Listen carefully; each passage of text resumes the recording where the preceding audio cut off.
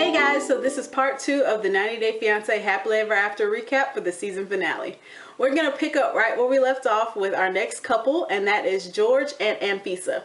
So Jorge and Anfisa are smack dab in the middle of Babygate or Baby Daddy Gate or possible Baby Daddy Gate. And so this week they're sitting down discussing the whole, is the baby his, is the baby not his, who knows? And so they decide to call up baby mama. Call up baby mama, and George is discussing with her how he doesn't think the child is his, and she gets really upset and says that George is being rude to her on the phone, which I don't really think George was being rude. But she starts crying and saying that she's asked him several times for a DNA test and that he just hasn't been in the child's life. And then we find out this big bombshell that George actually was buying this child clothes and went to the mall and bought her a Build-A-Bear teddy bear or something with her name on it or something. And then George in his confessional said that, oh, he bought it as a joke. Like, haha, I'm your dad. Baby mama was very emotional and, you know, she seems sincere, but, you know, I'm just going to touch on two things with this baby and then we're going to get on down the road. First thing is George saying that he bought this child clothes or took her shopping or whatever as a joke.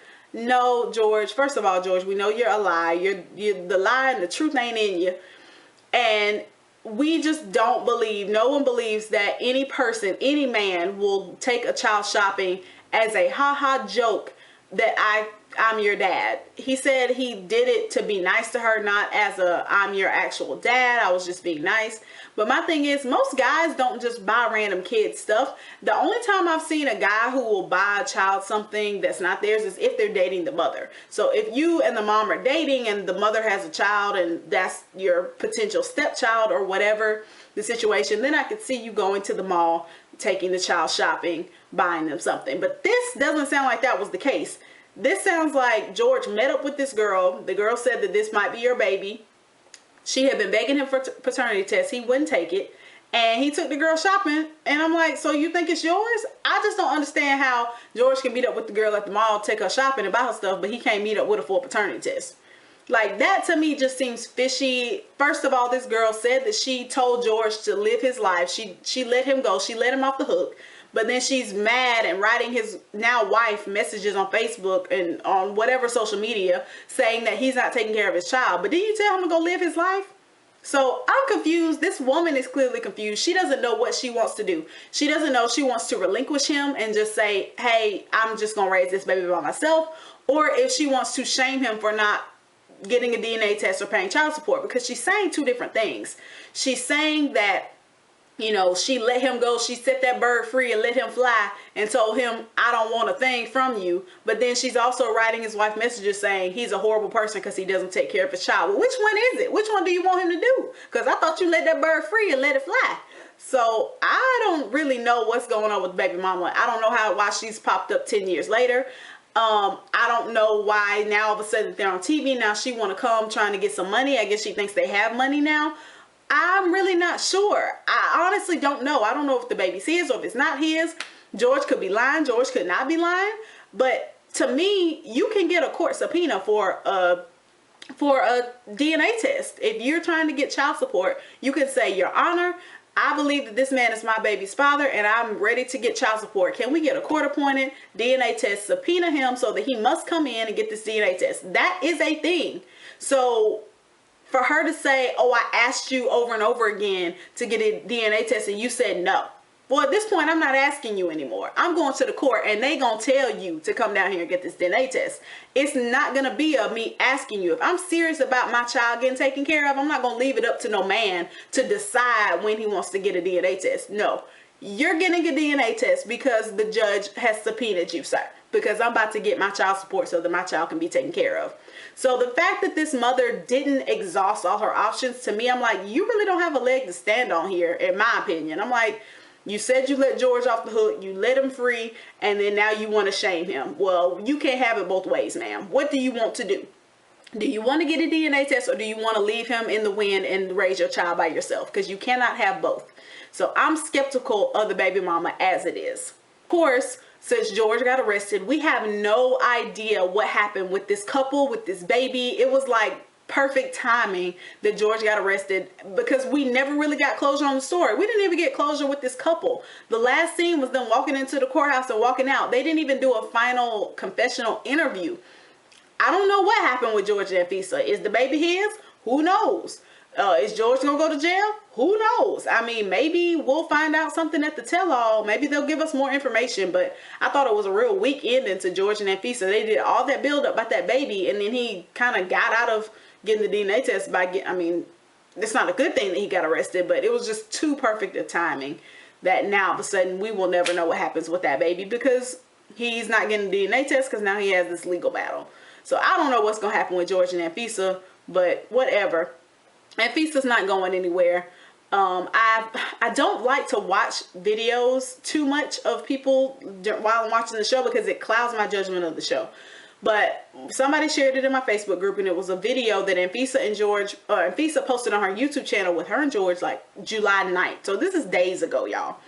And they are lovey-dovey, huggy, kissy, giggling and sniggling and all this. And I'm like, I thought he was manipulating you, and I thought he was controlling you, and I thought you were unhappy, and I thought he was lying to you, and so you were sad. So you know what, I don't really care about this couple no more. I'm really over George and Anfisa, honestly. Whatever, I really honestly don't care what happens to them. I really don't need to see them on another season. It's whatever at this point.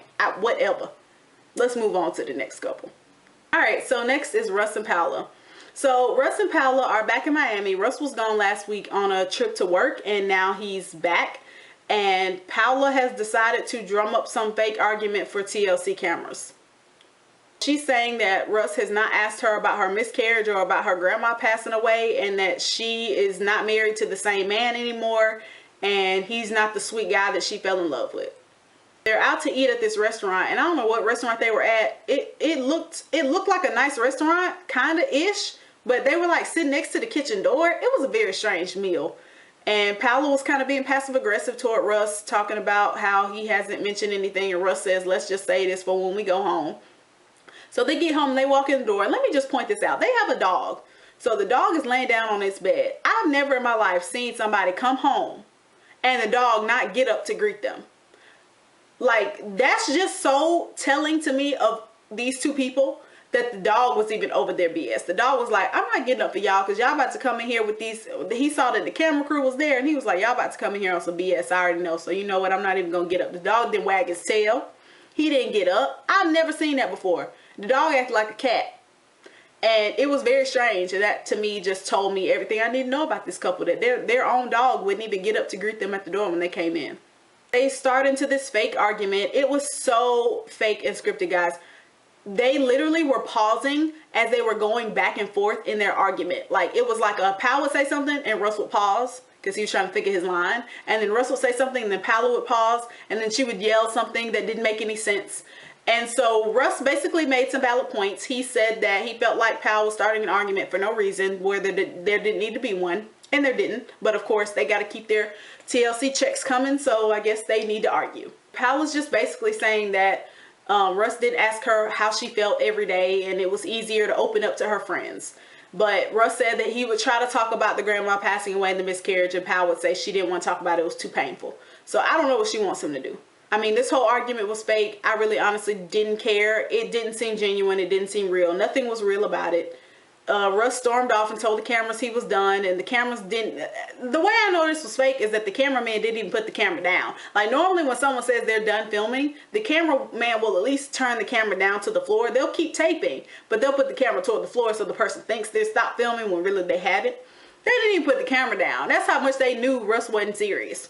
He storms outside. Paola tells him to get his behind back in the house. He comes back in. They finish their little fake argument, and Paola acts as if she's going to divorce Russ, or if they can't figure out their problems, they're going to get a divorce. They're not, if they get a divorce, fine, but they're not getting a divorce, I don't think. I don't even think this fight was real. I don't even think her feelings are real. I don't think she's sad. I don't think she cares, whatever, and neither do I. I'm done with them. Let's move on to the last couple. All right, so last is Nicole and Azan. So this week, Nicole and Azan have found out that they can't have their wedding in 10 days like they thought they were. And now they have to postpone it because Nicole didn't have her original police record. Now they have to go through this arduous task of telling all the family members that the wedding has to be postponed. First, they bring Robert Lee in and they let Robert Lee know what's going on with this paperwork. And so Robert Lee is still cool and calm. You know what? I don't think Nicole has ever gotten a whoop in her life. I don't think her mom's ever raised her voice at her. I think Robert Lee talks in that same soft tone to Nicole all the time. And that's why Nicole is the brat that she is. Because when she found out that the wedding was going to have to be postponed, all Robert Lee said was, "Nicole, did you do your research before you came over here?" And Nicole said, "Yes." But she was lying, clearly. Nicole didn't do no research. That requires reading. And Nicole didn't do that. Nicole just probably looked, I don't even know if she looked anything up. She probably just brought what she thought she would need. I don't think she really read the fine print. She might have saw a list of things you needed, and there was probably like asterisks next to things, and she didn't know that that meant go to the bottom and look at something further. I don't think Nicole did thorough research on the paperwork that she needed for a marriage license in Morocco, and that is why she did not have the correct paperwork. So she lied to her mom, but Robert Lee didn't seem too upset. She didn't even go off. If that was me and my mom had flown thousands of miles to come see me get married, and now she finds out that the wedding's postponed and she has to go back home and come back again, my mama would have whooped my behind, 28 years old, right then and there. Robert Lee's not that kind of mom, so she just chalks it up to the game and says, "Oh well, maybe this is fate postponing this wedding. I'm kind of sort of happy about it." Now that Robert Lee knows, they had to FaceTime Nicole's dad and let him know that the wedding's off. He says, "Can the wedding be off completely? Can you just come on back home?" He don't even want the wedding to happen. And he said it right in front of Azan. I like Nicole's dad because he clearly gives zero F's about anybody's feelings. He said, "Can we have this whole wedding be off and just move on with our lives? This is clearly the Lord telling us that this should not occur." Nicole asked, can he send the papers or can he bring the papers? I don't know if he was sending them. I think he was sending them. He's going to get the police report and send it, I think, but I might be wrong. I probably wasn't listening that well. Now, all the family knows except for Azan's side of the family. So now we got to get together and tell Mother Azan and Sister Wafa. They get together in the living room, they sit down, and Azan's mom was like, "What's going on? What's good? Like, why y'all sitting here looking scared?"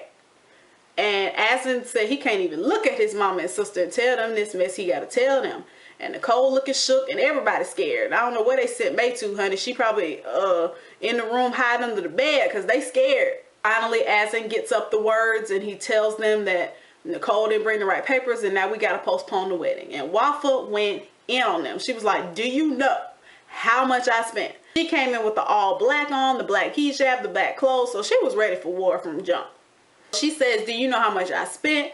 I spent like 6,000 American dollars on this wedding," which I was like, "Ooh, that's a lot of money." Wafa's like, "Why didn't you have the papers together? Why didn't you know what papers you needed to have?" I mean, she's asking question after question after question. Mother Azan is sitting there dumbstruck. She can't believe what she's hearing. These two are just shocked. They really dropped a bomb on them when they told them that this wedding was going to be pushed back. I mean, they had already planned stuff. They booked venues. They've done all these things, and it was all something that could have been avoided if Nicole had just done her research. So Nicole and Azan are sitting there like two idiots, and Nicole and Azan start whispering in English to each other because they know Wafa and Mother Azan can't understand what they're saying. And Nicole's like, "You need to tell her what happened and that you're sorry. Like, tell her you're sorry." And I'm like, "No, Nicole, you need to tell her you're sorry. Like, both of you need to apologize. Even though she can't understand English, it would be nice for her to hear it from your mouth. Like, I'm sorry," and then Azan to translate that she's apologizing. Azan had to pretty much speak for her, and I didn't really like that. I felt like even though Mother Azan and Sister Wafa did not speak English, I felt like Nicole still should have in English spoke the words from her own mouth, because that still feels more sincere to me than you whispering to Azan and then Azan saying, "Well, she feels really bad about it." No, I want to hear you say it. I may not understand what you're saying, but I sure want to hear it. And I mean, that would have been the more adult thing to do. I felt like Nicole was trying to kind of back out and act like it wasn't her fault and push off all the responsibility on Azan. But when it boils down to it, she didn't do what she was supposed to do to get the paperwork for the marriage license. And that's the end of the story. And I think that Sister Waffle was right to be 38 hot at her, as she was. And rightfully so. And I would have been like, "I want all my money back. I mean, you're going to have to figure out a way." And so now Nicole is worried that, you know, they're not going to have monetary help for the wedding because the sister and the mama had already put up their money and lost it. And she knows that Starbucks money is quickly running out because she's already been there a month. She's got 2 months left on her temporary tourist visa because she only has 3 months for them to get married. And she's scared that the money's going to run out before it's time for them to actually get married. Now, she thinks that with her dad sending her the right paperwork that they can get married in a month. But that's cutting it real close to the deadline for her to have to go back to America. So I have a feeling that Azan is going to come up with a way to sabotage this. Bet my bottom dollar. So then Robalee's getting ready to leave. And so she decides to go have a private conversation with Azan. Just him and her by themselves. She starts to ask Azan about the phone recordings and what was going on with other women. Azan admits to Rabalee that while he was dating Nicole, that he had many women, honey, that he was pimping all over the world, that he had women everywhere, Morocco, Belarus, America, all over the world. He had women, and that he was talking to all of them. And you know, he told Rabalee, now y'all help me because I might have misheard, but he told Rabalee that the girl that he called was someone that he knew, but he was drunk and his friends, they were just playing a trick. Like they were joking around still. So the drunken night playing a joke story is still being used, but the difference here was that it was actually a girl that he knew. It wasn't a girl's number that he just found off social media. It was one of his old girlfriends or one of his current girlfriends, who knows. And so he claims that, you know, 2 weeks into getting to know Nicole, that he knew she was different and he knew that he wanted to marry her. And Rabalee does not believe a word he's saying, and neither do any of us. He starts to elaborate, says, I know it's strange, but there was just something about her. And I said, yeah, you asked her, are you willing to send me money every month to help me support myself? And she said, yeah. And so you said, that's the one, Daniel, son. She the one for me. Rabalee says that, you know, she wants him to be loyal and faithful, and she asked him, is he still talking to those girls now? He promises no. He's looking down, he's looking up, he watching the plane go by, he looking at the cars, the dog running in the street, he looking at everything but Rabalee. So Rabalee says, look me in the eye and tell me that you're not talking to anybody. And he hesitates. It was hard for him to look in the eye because he didn't want to look in the eye and lie to her, but he had to. So he mustered up the courage to look Rabalee in the eye and tell her a bold-faced lie and say that he's not talking to any other women. And, you know, I said, I commend you, sir, because, you know, I could see that was hard for you to tell that bold-faced lie. But you did it, and you got through it, and good for you, Azan. In the final scenes with Nicole and Azan, we saw earlier that Rabalee had talked to Azan about the other women that he was dating while he was also dating Nicole. And Rabalee really wants Azan to come clean with Nicole and tell the truth so that she'll know everything up front before she actually marries this dude. Because, honestly, Rabalee is hoping that once Azan reveals that he was talking to all these other women, that Nicole will come to her senses and realize that this guy is not good for her, and that she will leave and come back home, and that this relationship will be over. And Nicole has news for Rabalee, because I don't think it matters what Azan tells her. I don't think Nicole will ever give up hope for this relationship, for this marriage. She wants this man. It's done deal. It don't matter what he tell her.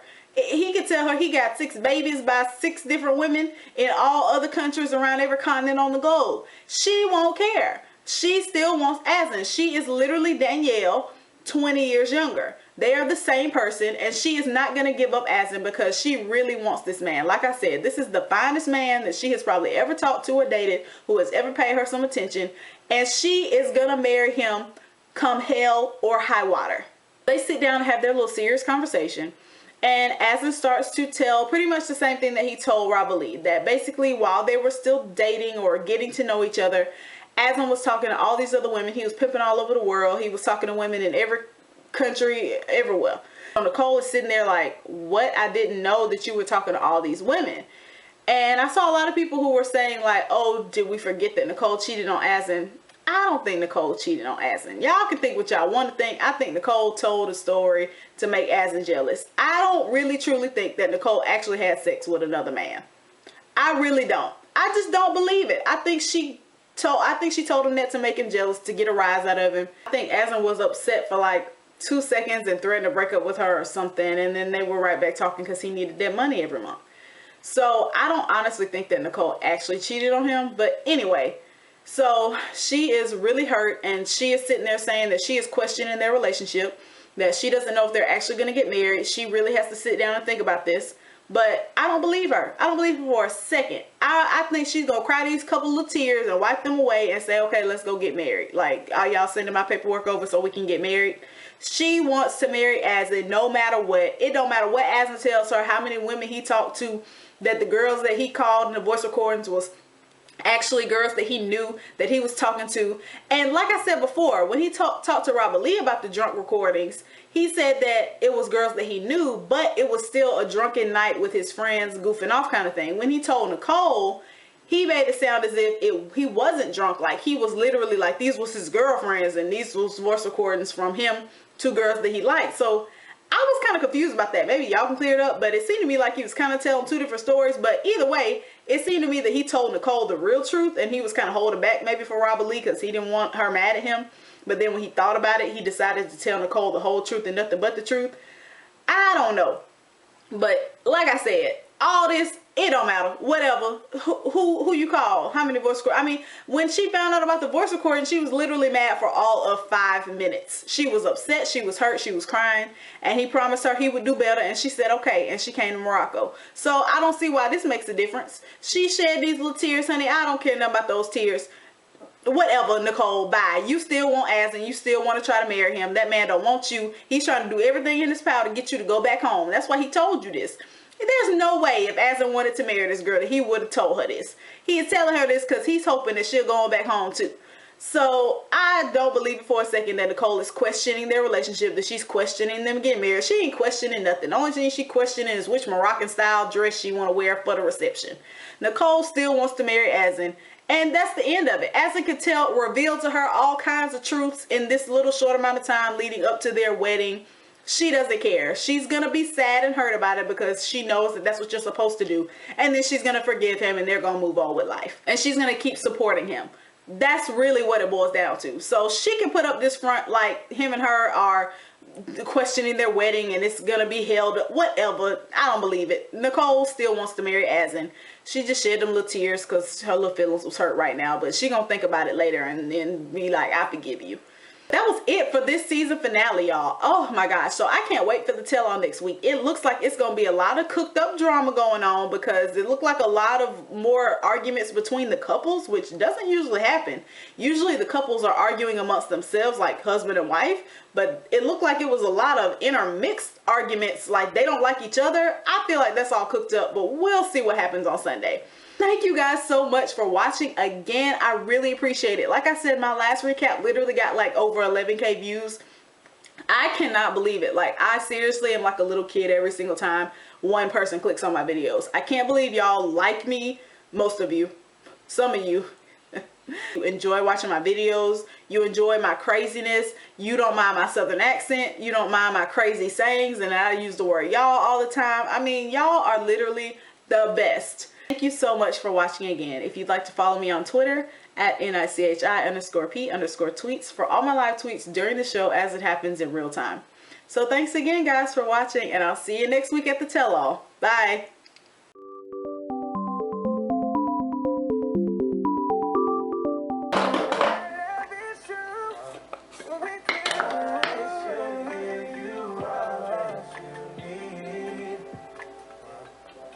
Oh, don't try to go on my eye, girl. Don't do it. Don't do it, girl.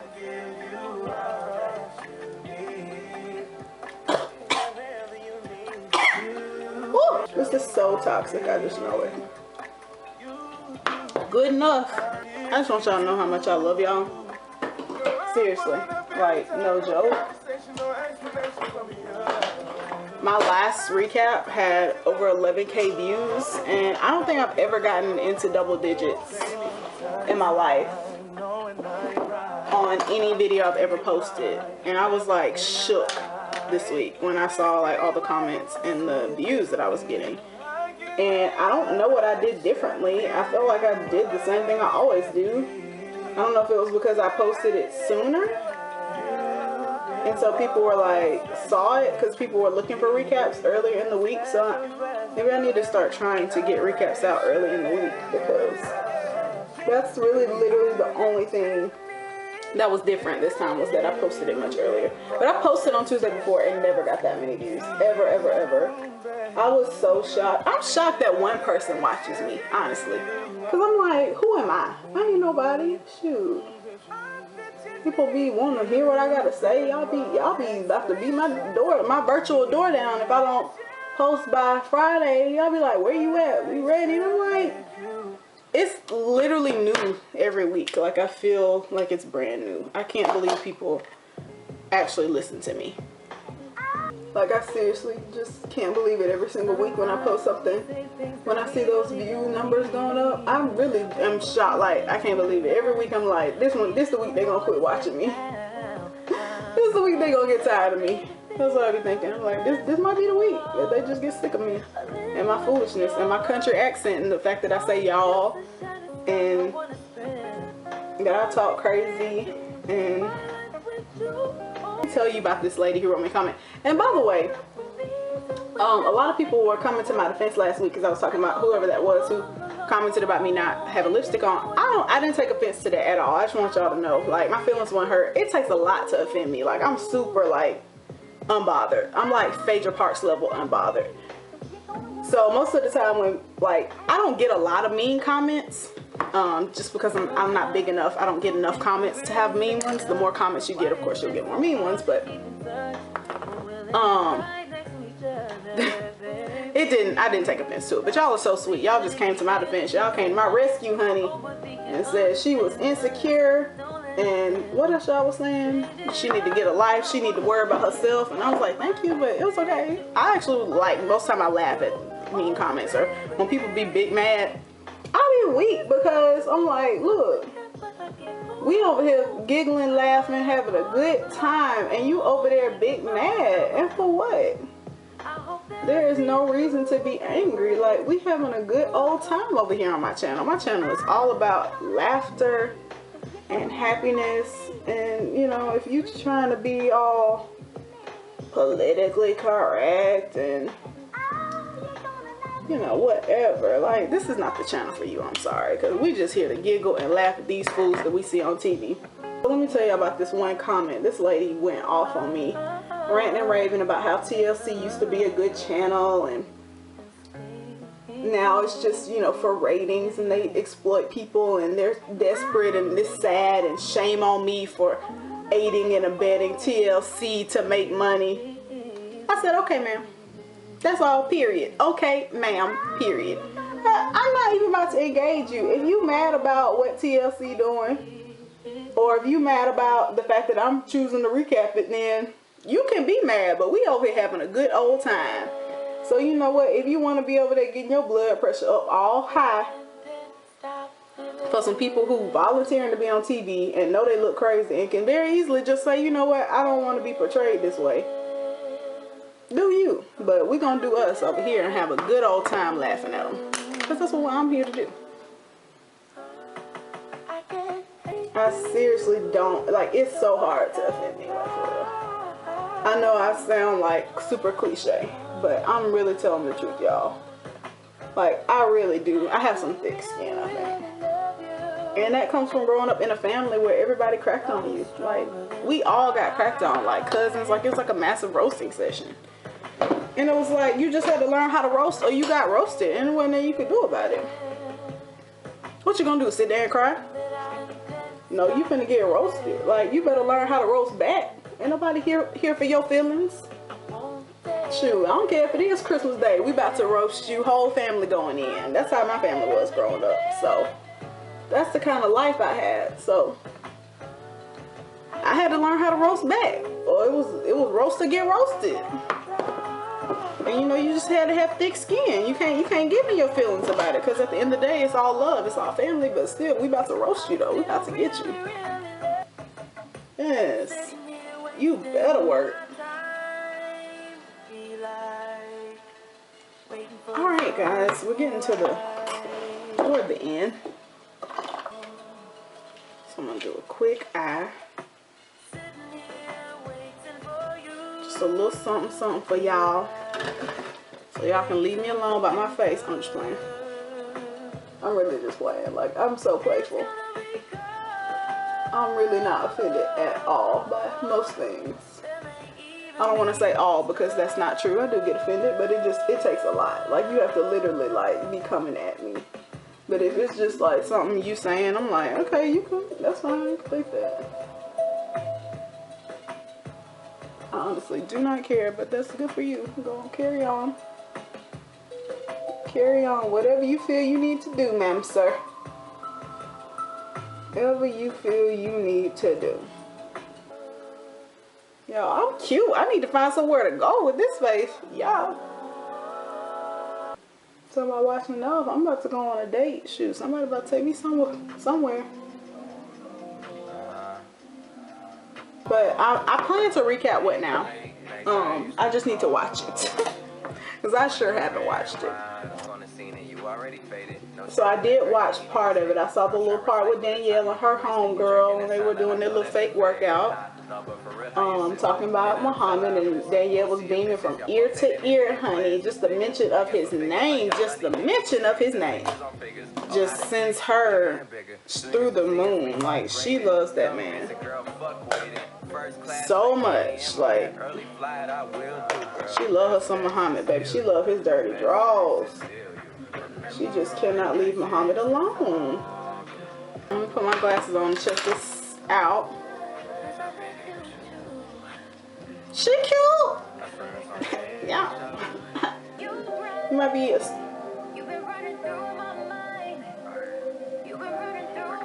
smells like burning, but I'm not cooking anything.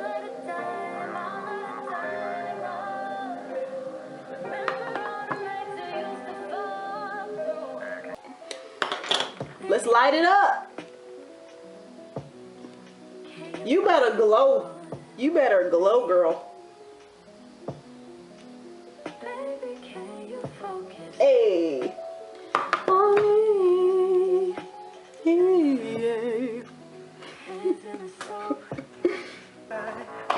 Sing, Tamar. Where you going?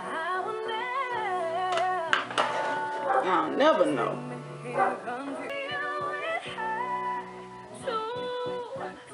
Not her tonight, honey. Down with your lies. Hey, that's a mess there. You rather go blind than leave a man. Because you don't want to see her with the other girl. But you can't leave him. So you rather just lose your eyesight. Ooh, that's some good detail. I don't know that life. I'm wondering, I pack my bag so quick. I am not ride or die like that. I'm out. I'm out so fast. Anything don't seem right. Nope. Ah, gone. I cannot. Alright, guys. Let me check this face out. Oh, okay, she cute. Alright. These brows are still whatever. I can't do nothing about the brows.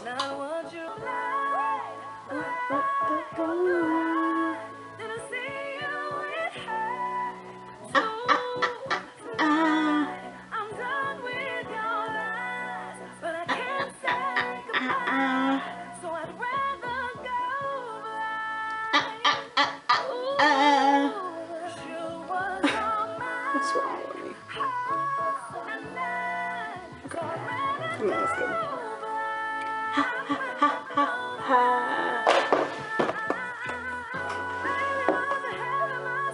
Alright, let's get to this recap. I gotta get dressed, but this was fun.